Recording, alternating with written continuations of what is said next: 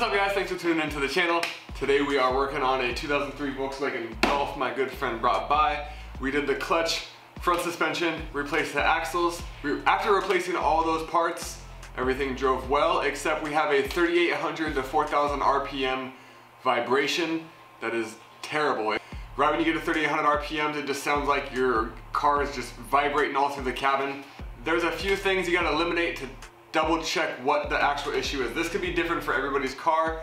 I want to shout out Schrodzinger's Box on YouTube. He helped me understand how to diagnose this problem quickly and effectively. It's a process of elimination. So you want to remove each part you think is vibrating. And once we remove the axles, we put it in gear and we see if the vibration goes away. What happened is I moved the driver's side axle and I still had the vibration.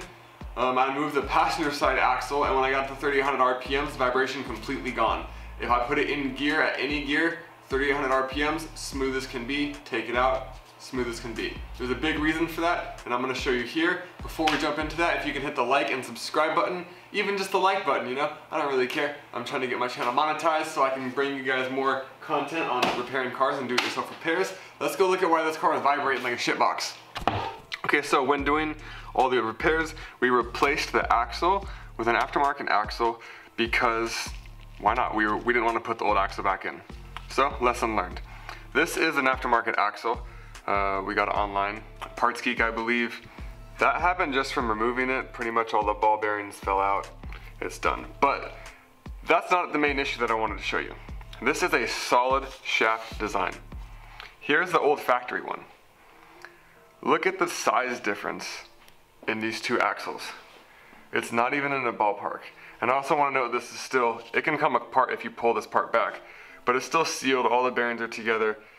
This thing I believe was falling apart inside of it. I've never seen an axle come apart looking like that.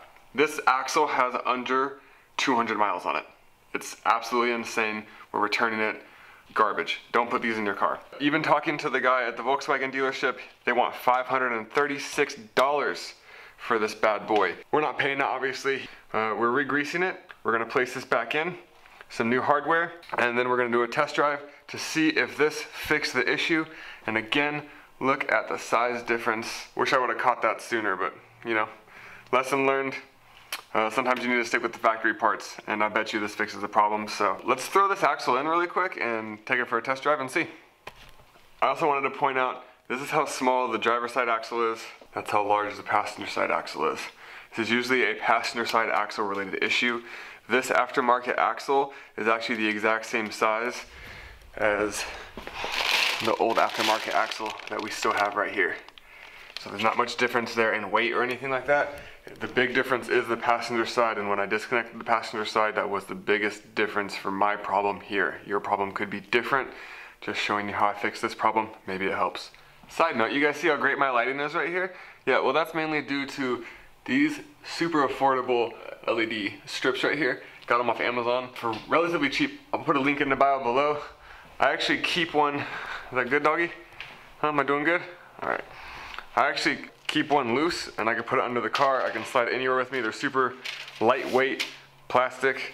They don't produce any heat or anything like that. Honestly, just sharing it. These are some great lights, so click the link. I do make commissions on there. My channel's not monetized, so it does help me. On your process of elimination, you can remove, I removed the tires, kept spinning it, still had the vibration, and then I removed the axles. The axles can be removed completely and you can put it in gear. Same thing here on the driver's side, no axle.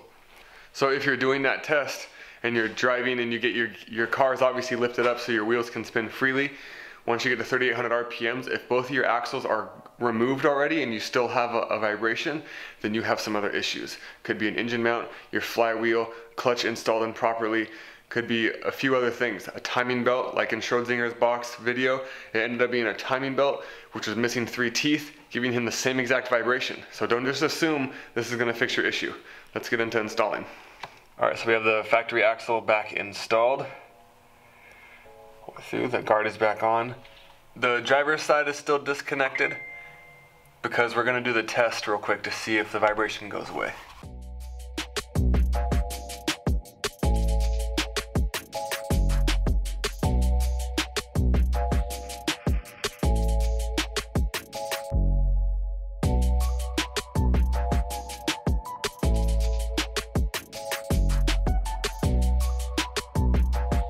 popping in for a test drive, finishing this up, filming on my phone, so let's get it.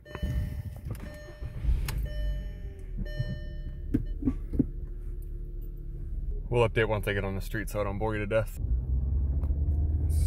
So right away off top, I'll bring it up to 3,800 RPMs in first gear, because first gear it made the most vibration. So now we're here, it is smooth as a baby's butt. Oh, it feels so much better. I'm so happy this problem's fixed. Let's go a little bit higher. So thanks for watching this far. That was 100% the issue. It was the axle. The other axle was terrible. Car drives so much smoother now. I already have that car ready to go back to its owner and a new one back in the garage. Hit that like and subscribe button. If this video helped you, that would help me out a lot. Thanks for tuning into the channel. Peace.